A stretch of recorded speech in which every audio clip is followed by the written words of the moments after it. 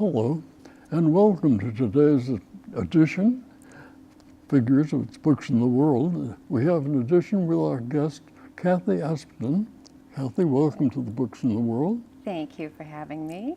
And the book is, well, it's got three titles, all on the front cover.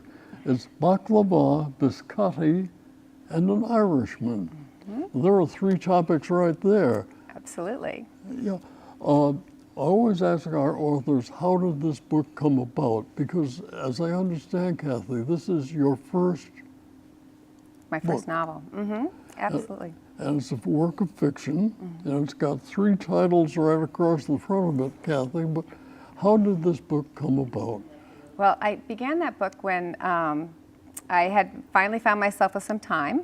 I had been writing for years in bits and pieces, and then I actually sold my business. And so I seriously began this writing one paragraph. And the paragraph was just one little question about the nature of soul relationships. And it basically was asking the question, when you meet somebody, and I'm not talking about a lover or a girlfriend, or I'm talking about any person on the street, does your soul recognize their soul? And then the story is already written. It's game over. You're powerless to make any real changes, and that you're starting in a perpetual motion that may have started generations before you. And when I actually thought about that paragraph, I kind of slept on it. The next day, these characters started to evolve, and a story began. The paragraph that you recognize as a start to your book, was it something you had thought about at various occasions along the way? Yes, I feel like it's one of those things that life has taught me, that sometimes, whether it's, you can talk about it clicking or not clicking, or the coincidences when you meet somebody and then they have a conversation that you are all of a sudden thinking, almost in a deja vu way, I know this information. We've grown up in totally different areas, but I know this information. This is something that is resonating.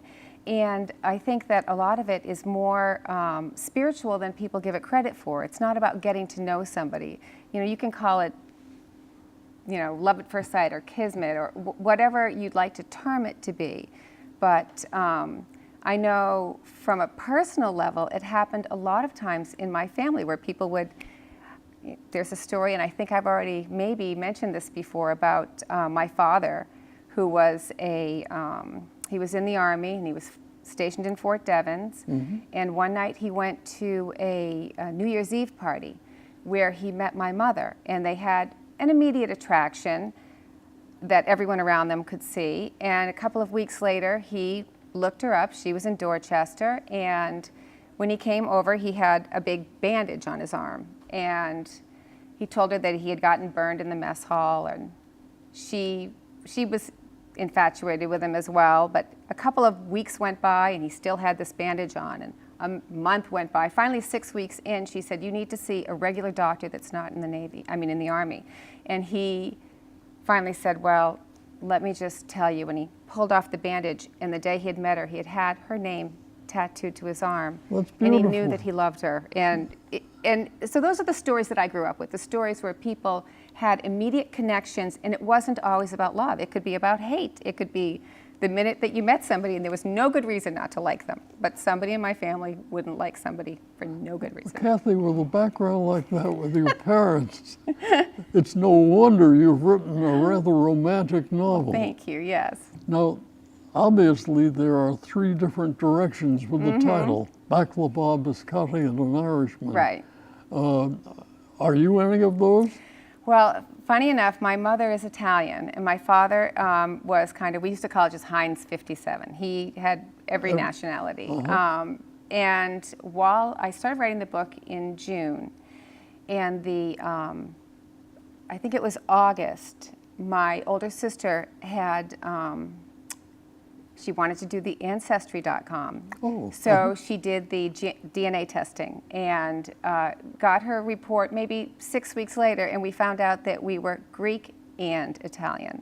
Oh. So, and I'd never been to Greece. I was in the middle of writing a story about a woman from Greece, and then I find out that we are, in fact, Greek. So it was So kind of you're interesting. Mediterranean. Mediterranean, very Mediterranean. And the And then- Irishman, where did he come And then the in? Irishman is Danny Muldour. Danny Muldour is the Navy, he's the Navy medic that my Teresa meets and ends up falling in love with while he's stationed in Neomachri, Greece. Uh-huh. And so he's on his last moment of being in the Navy. He's got 20 years in. He's counting down the days, and he's going to head back to the States and have an easy life, and that's his plan. 39 years old, and he ends up through fate and an accident in the last 2 months of tour meeting Teresa, who Teresa. who is Teresa, Therese. really throughout the entire, Uh-huh. and it's like that. It's that quick. It's the Thunderbolt. It's the Thunderbolt. Thunderbolt, yeah. Yep, it's the Thunderbolt. Well- And so the story sounds very romantic, and I think life is kind of romantic.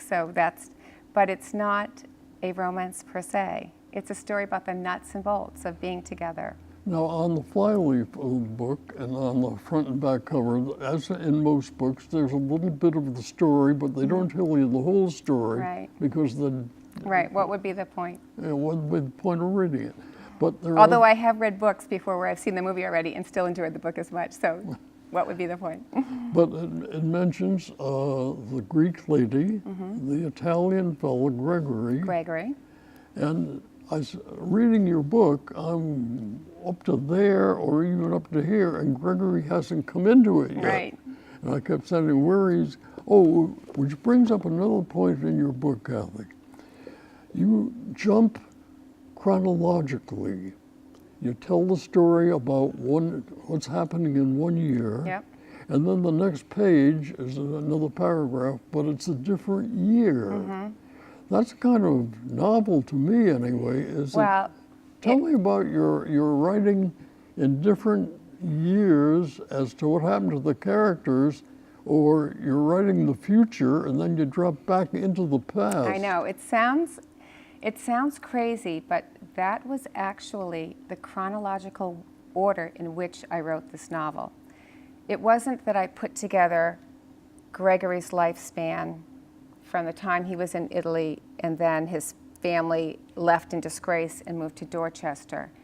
I didn't put together Teresa's life from the time she meets her husband and then ends up in Situate, Massachusetts, or Danny's life for that matter. It was seriously a case of a very character-driven story where the characters were, I mean, to make it as simple as I can, I would go to bed with them on my mind, and I'd wake up in the morning, and then, boom, I was in Dorchester.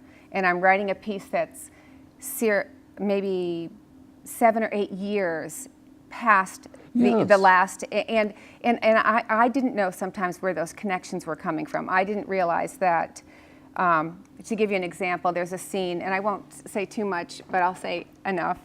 There's a scene that happens in Dorchester. Gregory's a young man. His father has been arrested. He's trying to hold it together, and his mother has completely had a nervous breakdown about the collapse of the family. And he comes back from this terrible event where he's just finally found out that his father's been deported. He's gone. And when he walks in the door, his sisters are crying, and they said, "Mom's upstairs." And she's dead. She's locked in the bathroom, and she's dead.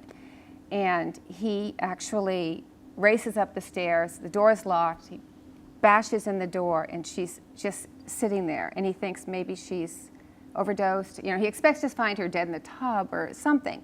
Maybe she's overdosed, and all of a sudden she lifts her head and she says, "Gregory." And he's so furious that she has terrified his sisters, terrified him, and that she's checked out as his parent, completely checked out of the situation, that he shakes her. He's furious. He puts her in the tub with the cold water. We don't know that has happened. I don't know that that's happened. In the beginning of the story, when he bangs down another bathroom door, we don't know why he does it. We think maybe he's just like a tough guy or something. All right, now, so you've thought, or your thoughts have come into fruition about something that's happening to your characters at some other year, Right. or even in some other place. Right. And so you write that down, or you've written it down, then you have to go back and make it fit. No, that's the whole thing. There were things there were things that happened that afterwards, when somebody read the book and they said, "Oh my God!" So that part so the surprise, like the bathroom door thing, I hadn't put it together. I seriously had not put together the idea that's why he was so terrified when she wouldn't open the door, was because he had been through this before. Because I didn't write it in chronological order. It's a simple book to read, and it's but it's also, I feel like the book must have been something that actually just came to me because nobody writes like that. That's why I brought it up. I know. So picture that I've written this book, and I've said, how am I going to make the book clear? Because what you want to do is you want your reader to understand everything. Yeah, Everything. You've got Teresa, expressing her thoughts with Dan. And then you, as the reader, you read the next page, and they're 20 years later. Yeah. Then you read a few days later, or and it goes back into when they're first married. Yeah. Yep. So I finally just said, oh my gosh, look, I'm a writer. I can write down dates and times.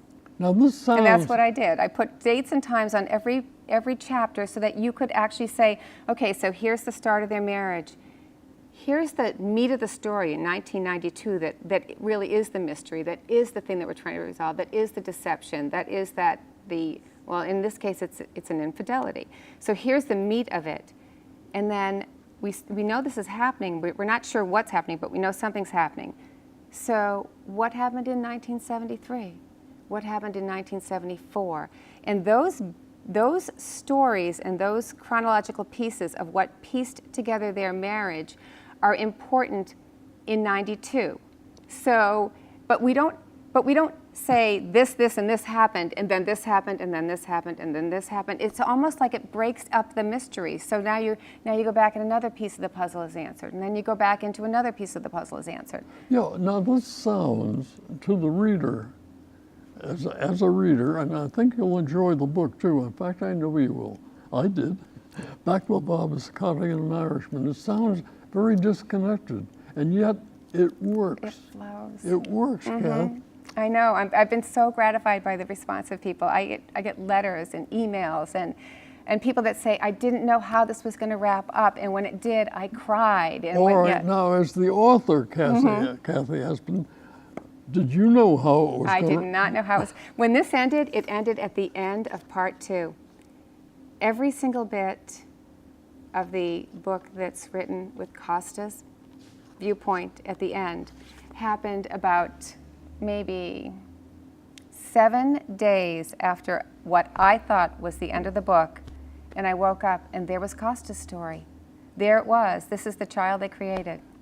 Do you have a night table covered with notes? No, but I did have a string. I mean, especially when you're going back to, World War II, just even like if you're talking about a grandfather, you have to make sure that the timeline is perfect, it's impeccable, so that you can say, okay, if you're going to tell me, if we're going to sit at my grandfather's funeral, and my father is going to tell me a story about what happened to my grandfather's parents, at the end of the Ottoman Empire, you need to be able to know that the dates are impeccable.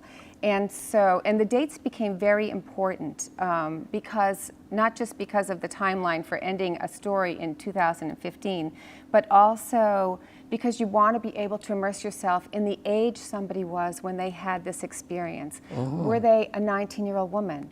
Are we now at something that's going on when you're almost 40? Is there, when Danny has his heart attack, you don't realize it at that point. He's, in his mind, oh, great, this is it, because my father died 2 years younger than I did. Then I've had my, first heart attack. So there's all these pieces that fit in that have to almost go back and forth like that, or else I've given away the entire story. I've said, I've given you all the reasons why something's happening. But it works. It works. It's just, that's what I say, that there's, I've heard that there's 2 types of writers. There's gardeners and there's architects. And an architect is somebody who might build a story. They know their plot. They know they've constructed it. They have their protagonists. And they know exactly where their timeline is going, and they have a clear vision of what they want to say, and then they figure out how they're going to say it.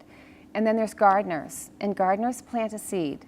They plant a seed. They don't know if it's a daisy coming up. Is it a daffodil? It's is it a bulb? growing in many Yes. Is different it going to be a directions. weed? I mean, they really don't know, and that's more of an intuitive writing. And I took a lot of writing courses. One of them I took with Patricia McGraw. Actually, I'd taken a writing course, I was telling you about it, with Marion Villamere, who began this program years and years ago. And she was so instrumental in so many ways, but my favorite thing that she had to say was, don't be afraid to murder your babies. Wait. I know. Wait. Sweet woman, Wait. beautiful little thing, and that what came out of her mouth, and we were like, what are you talking about? Marion Vermeer, who created this program that we're doing now, Yes, 55 years ago, maybe? it's a long time ago, told you, Don't would you be give me the afraid. quote again? She said, never be afraid to murder your babies. And so, you And know, she's talking about some plot line or some character. anything that doesn't fit. She said, when you are writing a story, and you can write the most beautiful sentence in the world, if the sentence doesn't fit, it's gone. You can put a character in. If that character is not somebody that belongs in that plot, Get rid of kill it. him. It might great. She said, save it for another story. And so, actually, it wasn't even her that I was speaking of when I was talking about the class I took. But I took a class with Patricia McGraw, who was an amazing writer, an amazing professor. And this was actually she's since retired. I think she retired last year, but she was at the local college. And she gave us a tremendous amount of exercises on intuitive writing. And it would, don't overthink it. If you, for instance, take one sentence, the sentence might be any sentence. Jeremiah was worried more about his trousers than he was at the gun next to his temple, but he still stayed underneath the desk on the ugly carpet. You know, and it might be, there's the sentence. Now take another sentence right afterward, and take 6 different sentences and go off in every direction, but don't try to make it fit. Don't try to make it fit, because it can become a story on its own without, yes, without you having to manipulate it and put the pieces together. So if you remove it, it isn't the end of the world. Yes, exactly. I wrote there's a beautiful, his name was, see, I've lost the name, but there's a character that was in the beginning of this novel who was an attorney that she supposedly goes to. And, Philip Dixon. And I just loved the way I put him in there. I loved that I placed his little background having to do with, you know, his fastidious nature, even with asking his girlfriend to marry him, that it was almost orchestrated. There's a but here. Yes, maybe, or at least a good short story. Happened? So, but I realized that his developed fastidious nature was actually taking away from the initial thrust of the story, which I get into by page 6, you're like, boom, in the story. And that's kind of what I wanted to have. I didn't want to spend too much time figuring out. You're going to give your readers credit for being intelligent. They're going to figure it out. They're going to know to carry along and keep going with it. So, all right. Now, there's a line that's on the back cover of the book. Mm-hmm. It's quoting something in the book, and I wrote it down here on my notes. It says, quote, "Nothing can be done to take back that tiny second when one soul recognizes another." Yeah. We mentioned that briefly a moment ago, but it's game over. It's the moment. It's instant. It's game over. And it doesn't necessarily mean that you're going to fit in to somebody's life in a way that's magical or mystical.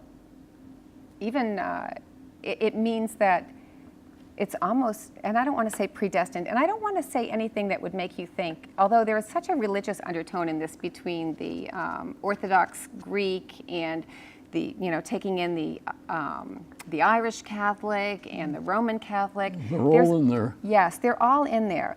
But what I do want to say is that if you believe that life has purpose and meaning, that the things that your grandparents did matter today, that somehow they actually create an action or a reaction that you're having this moment because of something that you may not even know they did. Something that's totally, so that's the nature of that sentence, that if you believe there's a rhyme and reason, if you believe there's a plan and, whoever's plan, if you believe that there is a plan, then you have to believe that that person that you meet at that moment has a reason for you meeting them at that moment. It's not exactly the same. I mean, you and I are going to be friends. It's not exactly the same thought, Kathy, but in the movie Citizen Kane, one of the other characters, not Kane, but was played by Everett Sloan, his associate in the newspaper. And the character has a moment on the screen in the script where he says, I remember a girl, a young lady, who was wearing a white dress, and I never spoke to her again, but every time I think of her, there she is. And there's that moment. Absolutely, yeah. I think everybody recognizes it. There's very few people that haven't either had that moment in their life or anything. There's very few people that haven't had that moment in their life where something snaps for them. Whether it's an idea, what makes you wake up in the morning with an idea? Yeah, and you can think of it years later and say, what would have happened if? What would have happened if? Exactly. In your book, Kathy Aspden, there are references to the characters and what they're doing, medical references.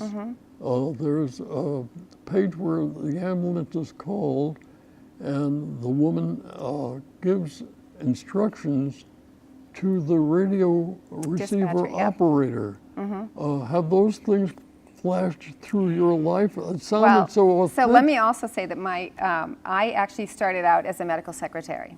And so I had that background, and I've always been fascinated in that aspect of, everything when it comes to how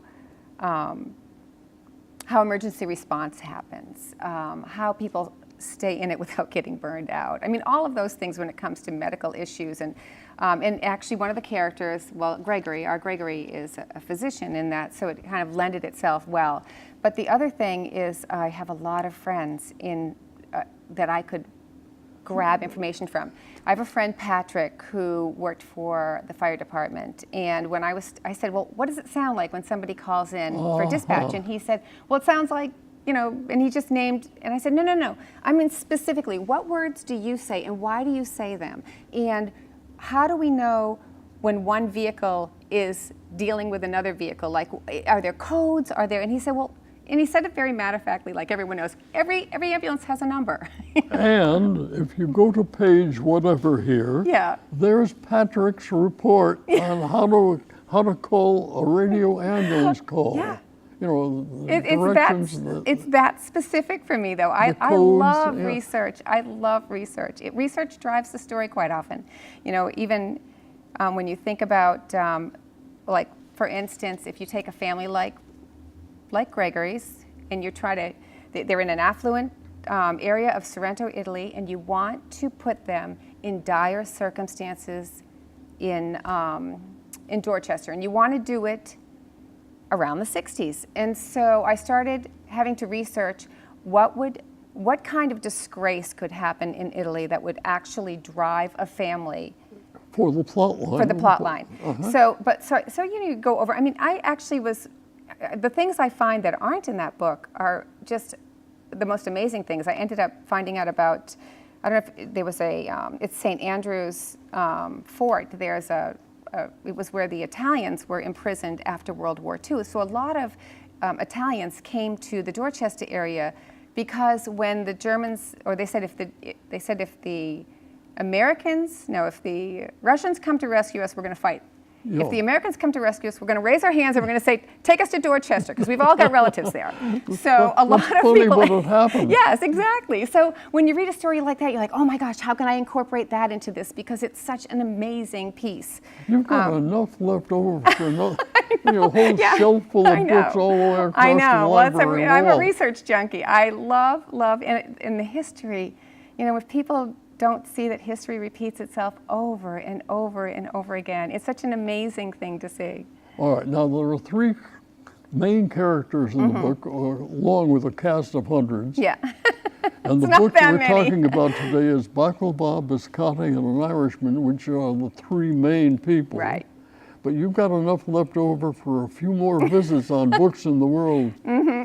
And on that note, Kathy Aspden, I want to thank you very much for being our Thank you very guest much. today. This was a lot of fun. I enjoyed the book, and if some of this sounds kind of mysterious on how it all gets together, Just don't think about it. Just read. it gets together. In our book today, Baklava, Biscotti, and an Irishman, written by our book guest, Kathy Aspden. Thank you. Thank you for coming in, Kathy. Thank you for having me. And we thank you for looking in on today's Books in the World, a presentation of the Cape Cod Writers Center. Thanks for viewing.